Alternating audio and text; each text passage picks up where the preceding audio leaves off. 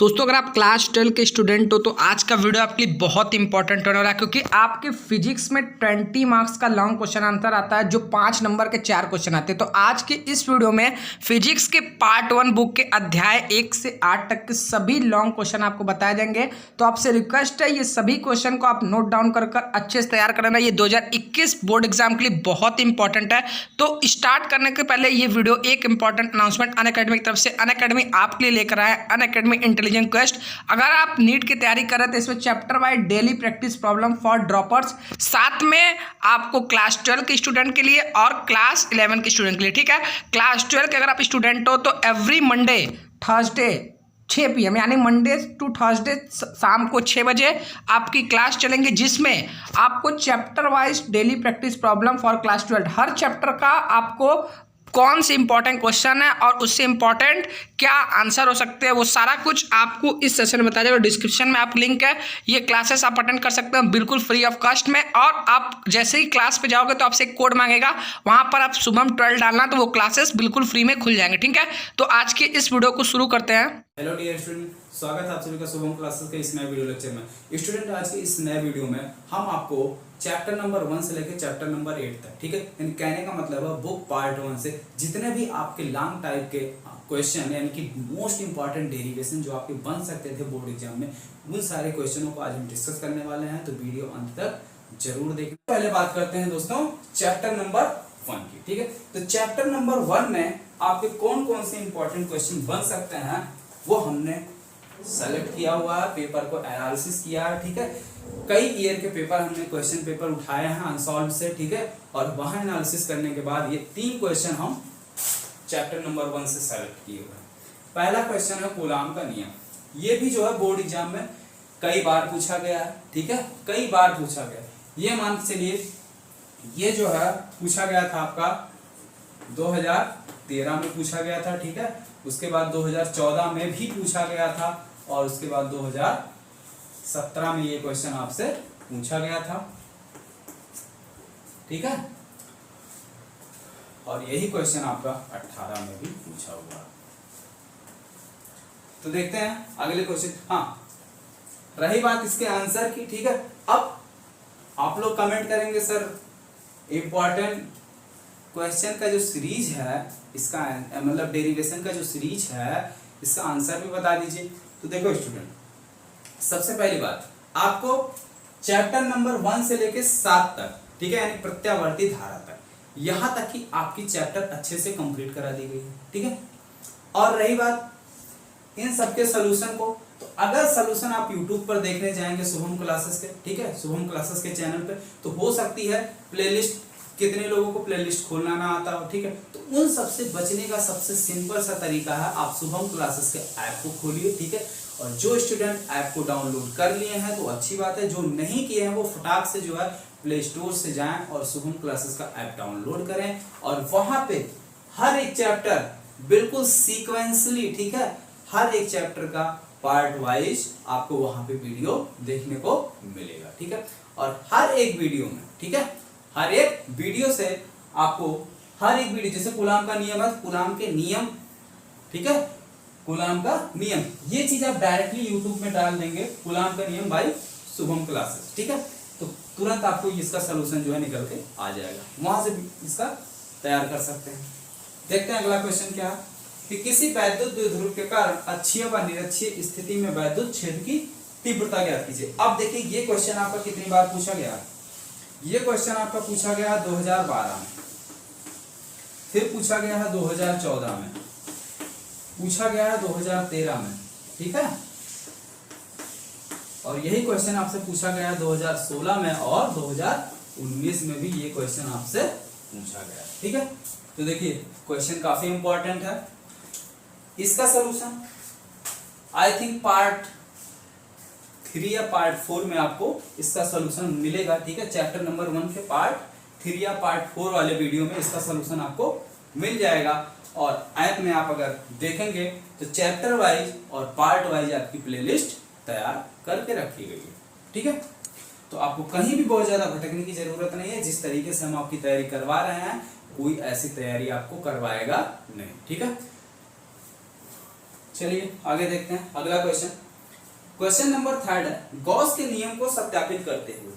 ठीक है, गॉस के नियम को सत्यापित करने का मतलब है गॉस के नियम का आपको स्टेटमेंट लिखना है, उसका प्रूफ करना है और उसके बाद उसका यूज करते हुए अनंत, ठीक है, अनंत विस्तार वाली कोई समतल आवेशित चादर है उसके पास या उसके निकट वैद्युत क्षेत्र की तीव्रता कितनी होगी, इसको कैलकुलेट करना। ये देखिए कितनी बार आपसे पूछा गया बोर्ड एग्जाम में, ये जो है आपसे पूछा गया है 2010 में पूछा गया है, 2011, 12, 13, ठीक है। ये क्वेश्चन आपका 2010 में पूछा गया, 12, 13, उसके बाद फिर 14 में जो है आपसे सिर्फ इतना ही पूछा गया था, गॉस के नियम को सत्यापित कीजिए। ठीक है, इसमें देखिए आपके 2 क्वेश्चन ऐड हुए हैं। ठीक है, 2 क्वेश्चन कभी कभी दोनों एक साथ भी पूछ लेता है, तो इसीलिए दोनों आप एक साथ तैयार कर लीजिएगा। गॉस के नियम का प्रूफ, गॉस का नियम बाय शुभम क्लासेस आप यूट्यूब पे डालिए, तुरंत निकल के आ जाएगा। ठीक है, काफी इंपॉर्टेंट है। गॉस के नियम का अनुप्रयोग आप जैसे ही डालेंगे अनंत विस्तार वाली समतल आवेशित चादर के कारण, तुरंत इसका भी सलूशन आ जाएगा। तो जो भी क्वेश्चन हम दे रहे हैं उसका सलूशन आप यूट्यूब पे डायरेक्ट टाइप कीजिए और लास्ट में लिख दीजिए बाय शुभम क्लासेस, तो तुरंत जो है निकल के आ जाएगा और आप अच्छे से वहां से इसको प्रिपेयर कर लीजिए। और देखिए कितनी बार पूछा गया, 13 में पूछा गया, 14 में ये क्वेश्चन आपसे पूछा गया था। ठीक है, फिर पूछा हुआ 15, 16, 17, 18, ठीक है, लगातार पूछा गया है। ठीक है, तो काफी इंपॉर्टेंट है। और ये आपका क्वेश्चन जो है 19 में पूछा गया, नहीं 19 में नहीं पूछा गया। ठीक है, तो देखिए पहले चैप्टर से ये इतने इंपॉर्टेंट क्वेश्चन थे। अब बात करते हैं चैप्टर नंबर 2 की। ठीक है, तो ये तीनों क्वेश्चन आप लोग नोट डाउन कर लीजिए। हालांकि पीडीएफ जो है आपको ऐप और टॉप 100 बैच दोनों पे हम अवेलेबल करवा देंगे बहुत जल्द ही।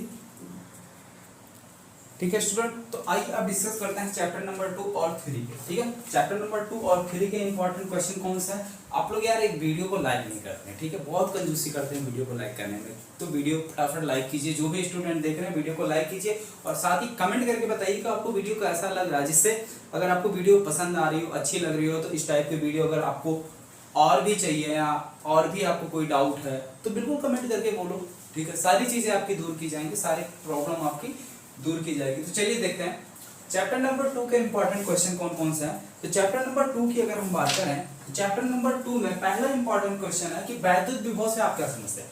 कहने का मतलब है कि वैद्युत विभव की जो है आपको बिल्कुल सटीक डेफिनेशन लिखनी है। अब विभव की जब भी आप डेफिनेशन लिखो तो अगर आपको मात्रक और बीमा सही पता है तो नहीं पूछा गया है तो भी मात्रक और बीमा राइट कीजिए अगर आपको अच्छे अंक पाने हैं तो। ठीक है, देखिए कोई भी डेफिनेशन अगर आपसे पूछी जाती है तो अगर आपको मात्रक और बीमा पता है तो आप बिल्कुल राइट कर दीजिए। ठीक है, और उसको हाईलाइट कर दीजिए, बिल्कुल घेर ओढ़ दीजिए। जैसे कभी कभी हम कलर चार्ट लेके घेरते हैं, आप लोग नीली स्केच लेके जो है उसको कवर कर दिया करो। इससे क्या है ना, अच्छा इंप्रेशन बनता है और नंबर देने का भी मन करता है। तो नंबर एक आध दो मान लीजिए आधे कहीं कटते भी रहेंगे ना तो वो पूरा अंक आपको मिल जाएगा। अगर सही पता है तभी, अगर नहीं कोई डाउट कोई कंफ्यूजन हो मत राइट करो। ठीक है, अगर कोई कंफ्यूजन हो तो मत राइट करना। ठीक है, जब पूछा जाए तभी करना, लेकिन बिना पूछे अगर राइट कर रहे हो तो वो बिल्कुल करेक्ट होना चाहिए।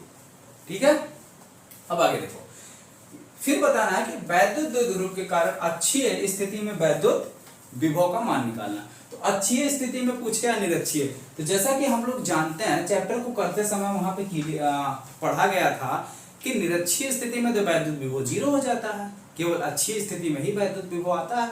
तो कभी कभी एनसीईआरटी क्या करता है कि ना तो निरक्षीय स्थिति पूछता है और ना ही अक्षीय स्थिति में व्यापक स्थिति, यानी अगर थीटा कोण पर बनाती हुई कोई, जैसे मान लो ये वैद्युत द्विध्रुव रखा हुआ है, इससे थीटा कोण पे ना अक्षीय पूछ रहा है ना निरक्षीय, यहाँ कहीं कोई पॉइंट नहीं है।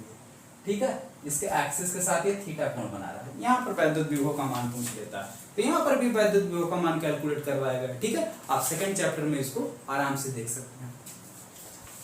हाँ, ये देखिए कितना इंपॉर्टेंट क्वेश्चन है, ये कितनी बार पूछा गया इसको भी जरा हम आपको बता देते हैं। ठीक है, तो ये पूछा गया है आपका 2011, 12, 14, 15, 16, 17, 18, ठीक है। 2011, 12, 14, 15, 16, 17, 18। देखिए इतनी बार ये लगातार क्वेश्चन पूछे गए, ठीक है। अगर 19 में नहीं पूछा गया है, ठीक है, तो इस बार इसके आने के चांसेस बन सकते हैं। अगला क्वेश्चन है कि सिद्ध कीजिए आवेशित संधारित्र की स्थितिज ऊर्जा। अभी आप लोगों को डाउट थोड़ा सा ये हो रहा है कि सर 2020 वाले क्वेश्चन तो आप बता नहीं रहे, ठीक है। तो देखिए 2020 में जो आपके सातों सेट बने थे उन सबको हम किसमें सॉल्व करेंगे, जैसा कि हमने कहा ना, आपके क्वेश्चन पेपर यानी मॉडल क्वेश्चन पेपर का एक सीरीज बनेगा, उसमें आपके रिसेंटली जो 2020 के सातों सेट बने हुए थे, ठीक है, उसमें से जो एक मैक्सिमम बच्चों एक सेट जो है 90% न्यूमेरिकल का बन गया था। तो अगर फिजिक्स में न्यूमेरिकल बन जाए तो क्या होता है जानते ही, सब बोलोगे पेपर टफ है, ठीक है, तो उसको भी डिस्कस करेंगे। तो ये सारी चीजें जो है आपकी सब कुछ एकदम डिटेल में डिस्कस की जाएगी। आपको कहीं पर भी कोई टेंशन लेने की जरूरत नहीं, बस आप वीडियो देखते रहिए और लाइक किया करिए, लाइक में कंजूसी मत किया कीजिए, लाइक कीजिए वीडियो को, ठीक है। आगे देखिए, सिद्ध कीजिए आवेशित संधारित्र की स्थितिज ऊर्जा। क्योंकि यार आपकी एक लाइक ही तो हम लोगों को एनर्जी के लिए एनर्जी का काम आती है, ठीक है। लाइक देख के नहीं, बच्चों को वीडियो पसंद आ रहा है, वीडियो बनाते रहो। आगे देखो, सिद्ध कीजिए आवेशित संधारित्र की स्थितिज ऊर्जा U = ½ CV² होती है। ये भी देखिए 2011, 16 और 17 में पूछा गया है, ठीक है। तो ये 2011, 16 और 17 में पूछा हुआ क्वेश्चन है। कुछ इसमें बहुत ज्यादा दिक्कत नहीं है, बहुत ही इजी है, ठीक है, बहुत इजी क्वेश्चन है। अगर जो भी स्टूडेंट हमारा पूरा वीडियो जितने भी चैप्टर हमने पढ़ाए हैं अगर अच्छे से देखा होगा तो ये सारे क्वेश्चन बिल्कुल उसकी जुबान पर होंगे, ठीक है। इतने आसान तरीके से वहां पे आपको समझाया गया। भले ही ये लेक्चर आपको कॉपी पे समझाया गया है, लेकिन वहां पर भी आपको ये लेक्चर इतने सटीक और इतने आसानी से, इतना आसान तरीके से समझाया गया है कि आपको कंठस्थ होगा। हालांकि जितने भी कॉपी के लेक्चर है, जैसे चैप्टर नंबर 1 से लेकर 4 तक का आपका कॉपी का लेक्चर है, तो वो सारे लेक्चर मैं आपको दोबारा पढ़ाऊंगा, ठीक है। जैसे ही आपका चैप्टर कंप्लीट होता है, इसमें पार्ट 1 में एक चैप्टर है 8वां, ठीक है, वैद्युत चुंबकीय प्रेरण। तो जैसे ही वो खत्म होता है, जो आपके 4 चैप्टर हैं कॉपी पे, उसमें से एक चैप्टर, पहला चैप्टर हम कवर कर देंगे और फिर बाकी का जो 3 चैप्टर है वो भी बीच बीच में कवर कर देंगे, ठीक है। संडे को जैसे आपकी कोई क्लास नहीं लगती है तो संडे स्पेशल में हम एक दिन में एक चैप्टर आपका ले लेंगे। आगे देखो, समांतर प्लेट संधारित्र की धारिता के लिए व्यंजक का निगमन कीजिए। इसकी धारिता कैसे बढ़ाई।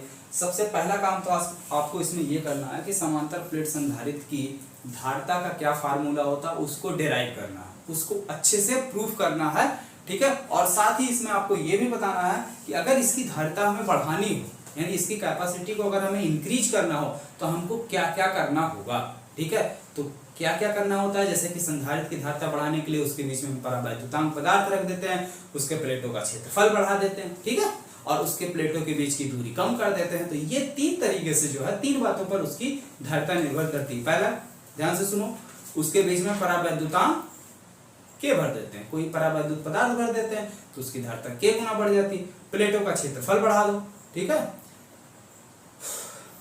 और तीसरी बात, प्लेटें जो रखी गई हैं उसके बीच की दूरी कम कर दो तो उसकी धारिता ऑटोमेटिक बढ़ जाएगी। अगला क्वेश्चन, अच्छा बात कर लेते हैं ये किस किस सन में पूछा गया है, ठीक है। तो देखिए भाई किस किस सन में पूछा हुआ है, 2013, 15, 16, 17, 18, 19, ठीक है। 2013, 15, 16, 17, 18 और 19, 1 2 3 4 5 साल लगातार पूछा गया, ठीक है। अगला क्वेश्चन देखते हैं, क्वेश्चन नंबर 4। क्वेश्चन नंबर 4 है कि वैद्युत आवेश के कारण वैद्युत विभव। अब समझ गए क्या करना है, वैद्युत विभव कैलकुलेट करना है। ये आपका 2015 में पूछा गया था, फिर भी हमने राइट कर दिया क्योंकि टॉपिक से काफी कुछ इंपॉर्टेंट हमको ऐसा लग रहा है कि वैद्युत आवेश के कारण, क्योंकि वैद्युत विभव चैप्टर ही है तो वैद्युत विभव कैलकुलेट करना तो आना ही चाहिए। यानी वैद्युत विभव का फार्मूला कैसे ड्राइव करना है ये हर हाल में आपको पता होना चाहिए, इसीलिए इस क्वेश्चन को हमने इंपॉर्टेंट में राइट कर दिया है, ओके, तो ये थे हमारे चैप्टर नंबर 2 के इंपॉर्टेंट क्वेश्चन। अब बात करते हैं चैप्टर नंबर 3 की। तो चैप्टर नंबर 3 में कौन कौन से हमारे इंपॉर्टेंट क्वेश्चन है, जरा एक नजर इस पर भी देख लिया जाए। और ये देखते हैं, पहला क्वेश्चन है कि धारा घनत्व को परिभाषित करते हुए विशिष्ट प्रतिरोध एवं चालकता, चालकता का मतलब है विशिष्ट चालकता से, ठीक है, विशिष्ट प्रतिरोध एवं विशिष्ट चालकता में संबंध बताना है। तो सबसे पहले तो हमें धारा घनत्व J, धारा घनत्व J बराबर क्या होता है, J बराबर होता है I/A, ठीक है। तो उसको परिभाषित कीजिए। एकांक क्षेत्रफल में बहने वाली धारा, ठीक है, धारा घनत्व कहलाती है। तो J इक्वल टू क्या होता है उसको बताना है। और विशिष्ट प्रतिरोध रो और सिग्मा, ये दोनों एक दूसरे से कैसे, विशिष्ट प्रतिरोध के व्युत्क्रम को हम क्या कहते हैं, विशिष्ट चालकता कहते हैं। तो इनमें क्या रिलेशन है ये तो हम आपको बता ही दिए हैं, बस इतना सा रिलेशन था। ये आपको देखिए कई बार पूछा गया है, 3 साल लगातार पूछा है, 2013, 14, 15 में पूछा है। तो मे भी चांसेस बन सकते हैं आपके, ठीक है, इस क्वेश्चन के आने के। हालांकि काफी लंबा समय हो गया है, ये क्वेश्चन आपका आया नहीं है, ठीक है। कितना साल हो गया, 5 साल हो गए हैं, ये क्वेश्चन आपके आए नहीं है। तो मे भी मूड बदल जाए और ये क्वेश्चन जो है घूम के आ जाए। क्वेश्चन में कुछ खास है नहीं, ठीक है, जैसा कि हमने बताया, बस यही था। आगे देखो, अगला क्वेश्चन है कि इलेक्ट्रॉनों के अनुगमन वेग के आधार पर, यह क्वेश्चन भैया बहुत पूछा जाता है, बहुत ही इंपॉर्टेंट क्वेश्चन है। ये क्वेश्चन क्या बहुत पूछा जाता है और बहुत ही इंपॉर्टेंट क्वेश्चन है। जैसा कि अगर इस क्वेश्चन को आप गौर से देखें, इस क्वेश्चन में आपको 2 क्वेश्चन देखने को मिलेगा। एक थोड़ा सा छोटे छोटे 2 क्वेश्चन है, लेकिन जब दोनों को हम मिला देते हैं तो ये हमारा लॉन्ग क्वेश्चन तैयार हो जाता है, ठीक है। तो अगर इन दोनों में से कोई एक पूछा गया तो 3 नंबर का पूछा जाएगा, दोनों पूछे गए तो 5 नंबर के पूछे जाएंगे। तो दोनों पूछे जाने में मतलब क्या है कि इलेक्ट्रॉनों के अनुगमन वेग, ठीक है, धारा तथा अनुगमन वेग का अनुगमन वेग जहां शब्द आ जाएगा तो सबसे पहले जान लेना हमें धारा तथा अनुगमन वेग में संबंध स्थापित करना है। I बराबर NEABD, इसका प्रूफ करना है। इसके बाद उसके प्रूफ को करने के बाद हमें ओम के नियम को प्रूफ करना है, ठीक है। तो ये कॉन्सेप्ट आप याद रखना। जब भी 5 नंबर का या इस तरीके से पूछा जाए, धारा घनत्व में संबंध बताते हुए ओम के नियम की उत्पत्ति कीजिए, या इलेक्ट्रॉन के अनुगमन वेग के सिद्धांत के आधार पर ओम के नियम की उत्पत्ति कीजिए, तो समझ जाइए I बराबर NEBD। इसको पहले हमें दिखाना है कैसे हुआ, ठीक है, धारा और अनुगमन वेग में संबंध। उसके बाद हमें ओम के नियम को प्रूव करना है। ये क्वेश्चन ये 2012, 13, 16, 17, 18, 14, 15, ठीक है, 2012, 13, 14, 15, 16, 17, 18, देख लो कितना लगातार पूछा गया। अब लगातार का मतलब सेम ही क्वेश्चन हुआ, नहीं रिपीट हुआ। ध्यान से लॉजिक समझो, इसमें 2 क्वेश्चन है। ओम के नियम, मान लीजिए किसी साल ऐसा हुआ कि दोनों पूछ लिया गया, किसी साल ऐसा हुआ है कि अनुगमन वेग के सिद्धांत पर धारा तथा अनुगमन वेग में संबंध पूछ लिया गया है, ठीक है, ओम का नियम नहीं पूछा गया। किसी साल ओम का नियम पूछा गया तो अनुगमन वेग का धारा और अनुगमन वेग में संबंध नहीं पूछा गया, ये कहने का मतलब है, ठीक है। बात समझ में आ रही है स्टूडेंट? कोई डाउट अगर हो तो बिल्कुल जो है फ्री है आप लोग कमेंट बॉक्स में पूछने के लिए। देखिए जैसे जो भी वीडियो, हाँ एक चीज ये भी आप लोग नोट कर लीजिए कि फिजिक्स की जो क्लास आपकी चलती है डेली शाम के 6 बजे चलती है, ठीक है, शाम 6 बजे बिल्कुल फिजिक्स की क्लास के लिए आप लोग तैयार रहिए, ठीक है। डेली आपको शाम 6 बजे फिजिक्स की क्लास देखने को मिलेगी। अगला इंपॉर्टेंट क्वेश्चन है किरचॉफ का नियम और व्हिटस्टोन सेतु व विभवमापी। तो भैया देखो इसमें से ये आपका, अगर आप विभवमापी अच्छे से तैयार करते हैं तो आपका 2 फायदा। एक तो अगर ये बोर्ड एग्जाम में पूछ लिया गया तब तो अच्छी बात है, वहां आपको मजे से कर सकते हैं। दूसरी चीज, बोर्ड एग्जाम में पूछा जाए या ना पूछा जाए, प्रैक्टिकल आपको विभवमापी का करना ही करना है, तो इसको आपको तैयार हर हाल में करना है, ठीक है।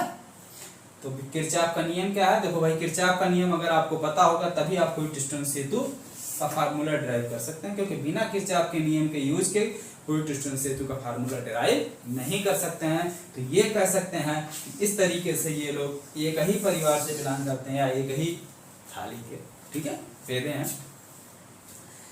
तो ये क्वेश्चन देखिए कितनी बार आया है।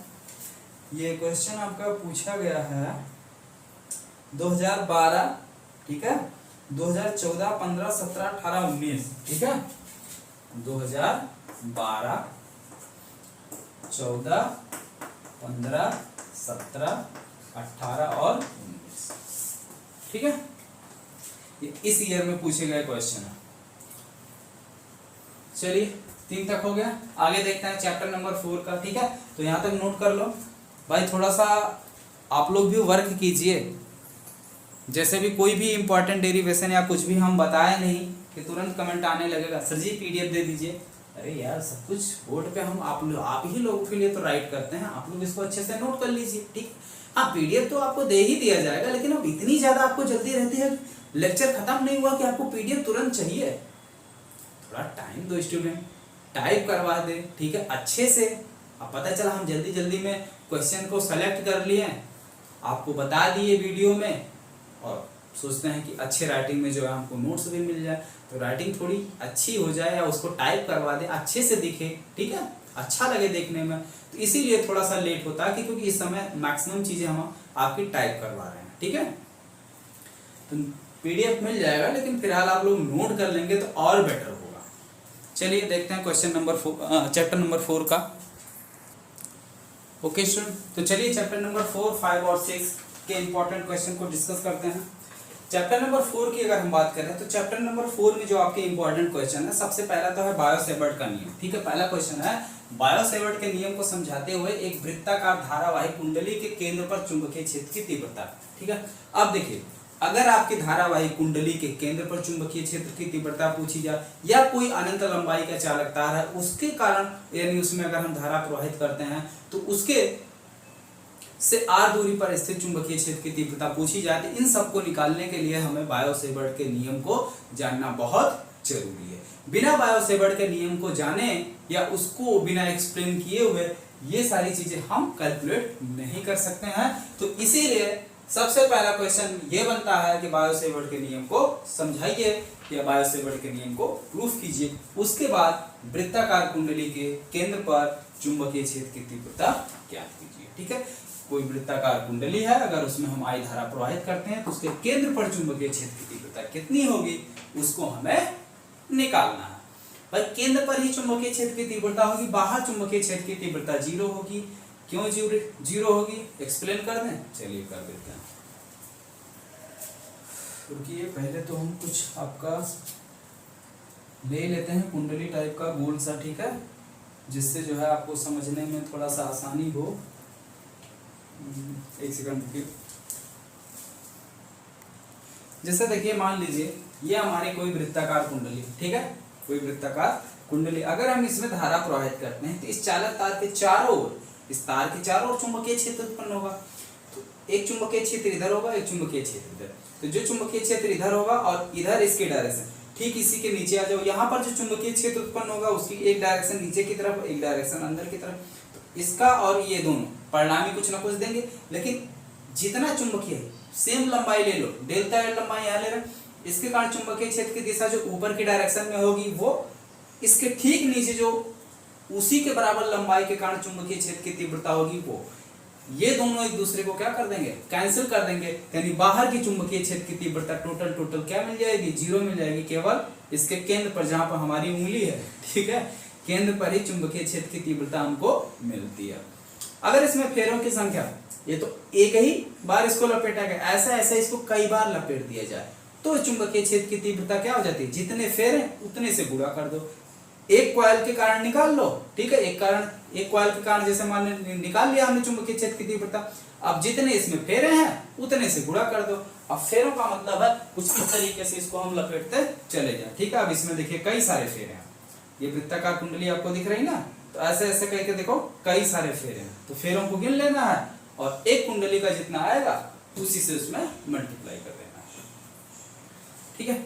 आगे देखते हैं ये क्वेश्चन कितनी बार पूछा गया, किस किस ईयर में आया। ये आपका 2014 में पूछा गया है, ठीक है,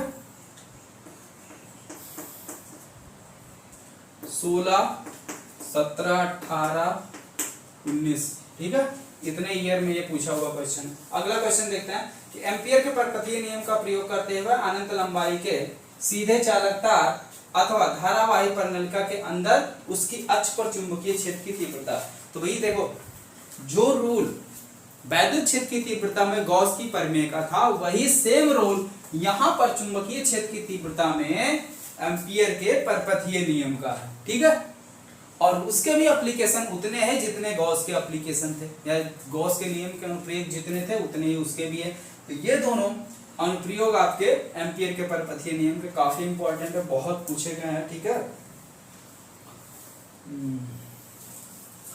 आगे देखो, दो समांतर धारावाही चालकों के बीच लगने वाला बल। तो दो समांतर धारावाही चालकों के बीच लगने वाला जो बल है उसको हम कैसे निकालते हैं, ये भी बहुत पूछा गया था।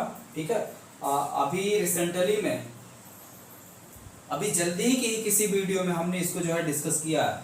ठीक है, अभी रिसेंटली में किसी एक वीडियो में हमने डिस्कस किया है। अगर आप लोग सारी वीडियो डेली के डेली देखते हैं तो आपको याद होगा किस वीडियो में हमने इसको डिस्कस किया था। ठीक है, हाँ, फार्मूले वाले में डिस्कस किया था। ठीक है, जो आपके फार्मूले के सीरीज बन रही थी, फार्मूला नंबर पार्ट 2। ठीक है, फार्मूले के पार्ट 2 में इसको हमने डिस्कस किया था।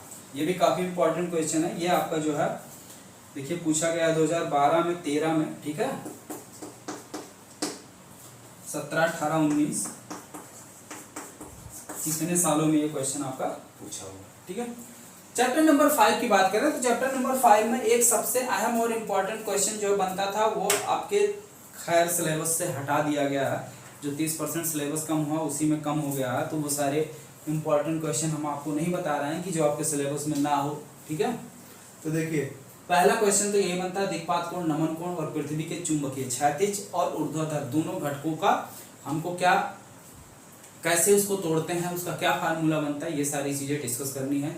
और tan इनवर्स फाई का क्या फार्मूला आता है, tan फाई का क्या फार्मूला आता है, वो सारी चीजें आपकी इसी में आ जाती हैं। ठीक है, दूसरा जो इंपॉर्टेंट क्वेश्चन बनता है चुंबकत्व के। ठीक है, किसी भी पदार्थों के चुंबकत्व के व्याख्या कीजिए। अब लौह चुंबकीय, अनुचुंबकीय, इनमें हाँ अंतर पूछा जा सकता है, लेकिन एक्सप्लेनेशन जो आपका है, ठीक है, परमाणुीय मॉडल के आधार पर वो टॉपिक से हटा दिया गया है। तो तीनों में लौह चुंबकीय, अनुचुंबकीय और प्रतिचुंबकीय पदार्थों में अंतर आपसे पूछा जा सकता है, तो अंतर आप लोग तैयार कर लीजिएगा। ठीक है, तो यही एक क्वेश्चन जो है यहाँ से इंपॉर्टेंट बन रहा था। और एक क्वेश्चन जो है, जो अभी हमने बताया कि जो हमारे चुंबकीय पदार्थ हैं, प्रतिचुंबकीय, अनुचुंबकीय और लौह चुंबकीय, इनमें अंतर 2-3 नंबरों में पूछ लिया जाता है। ठीक है, आगे देखते हैं क्वेश्चन चैप्टर नंबर 6, वैद्युत चुंबकीय प्रेरण। इसमें क्या है, वैद्युत चुंबकीय प्रेरण क्या है, यानी चुंबकीय प्रेरण की घटना क्या होती है, इसको समझाना है। स्वप्रेरण तथा अन्योन प्रेरण को उदाहरण सहित समझाइए। स्वप्रेरण की घटना क्या कहलाती है और अन्योन प्रेरण की घटना क्या है, इसको अभी ये रिसेंटली में पढ़ाया हुआ चैप्टर है, तो आपको याद होना चाहिए। इसको हमें एक्सप्लेन करना। ये देखिए पूछा कितनी बार गया है। ठीक है, ये 2011, 12, 15, 17, 18, 19, 11, 12, 15, 17, 18 और 19 में पूछा हुआ ये क्वेश्चन है। ठीक है, अगला है लेंज के नियम। ठीक है, लेंज का नियम क्या है, ये किस सिद्धांत पर आधारित है, ये 2020 में आपके क्वेश्चन आया था। रिसेंटली पेपर 2020, पिछली इस बार जो पेपर हुआ था 2020 में, उसमें ये क्वेश्चन आया था कि लेंज के नियम को समझाइए और लेंज का नियम किस सिद्धांत पर आधारित है, इस पर क्वेश्चन बना था। ठीक है, तो ये भी इंपॉर्टेंट है। ये आपका जो है 11, 15, 18, 20। प्रत्यावर्ती धारा जनित्र का सचित्र वर्णन कीजिए। प्रत्यावर्ती धारा जनित्र क्या है, ये आपकी 2014 में पूछा हुआ क्वेश्चन है, 2014 में पूछा गया था। और उसके बाद आई थिंक ये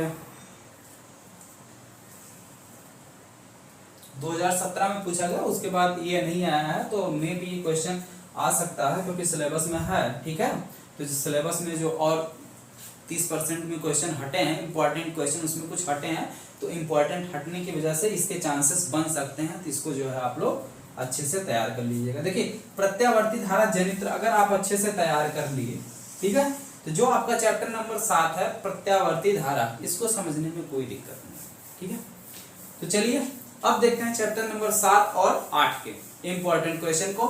इसको भी आप लोग नोट कर लीजिए या स्क्रीनशॉट ले लीजिए। ओके स्टूडेंट, तो चलिए चैप्टर नंबर 7 और 8 को भी देख लिया जाए कि इसमें इंपॉर्टेंट क्वेश्चन क्या है।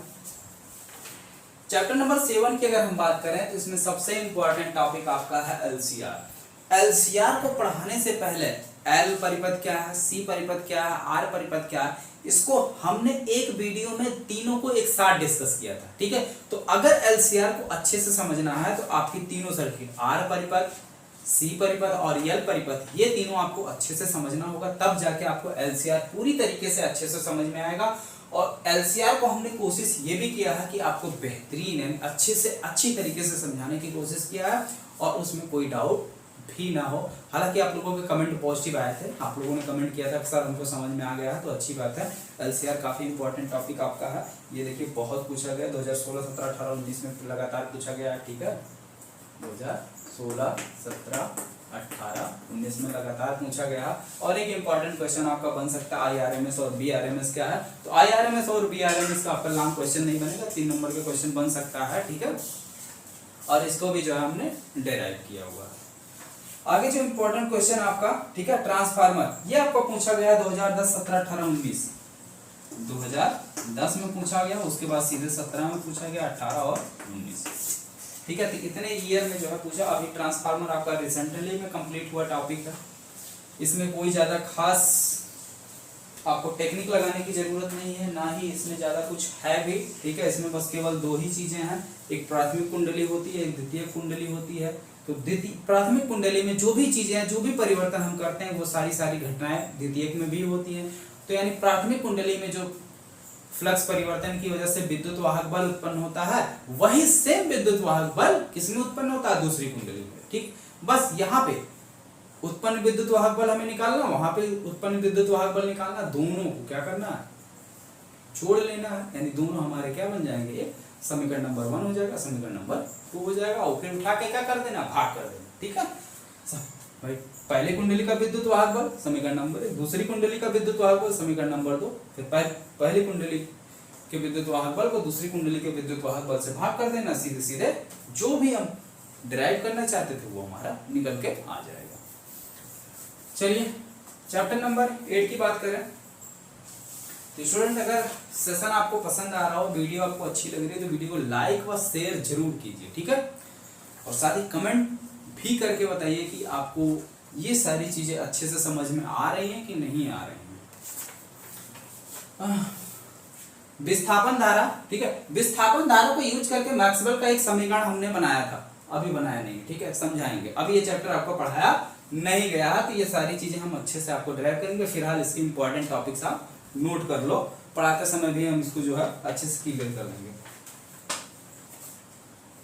ये 2016 और 18 में पूछा हुआ है। ठीक है, और ये विद्युत चुंबकीय तरंगों के उपयोग बहुत पूछा गया।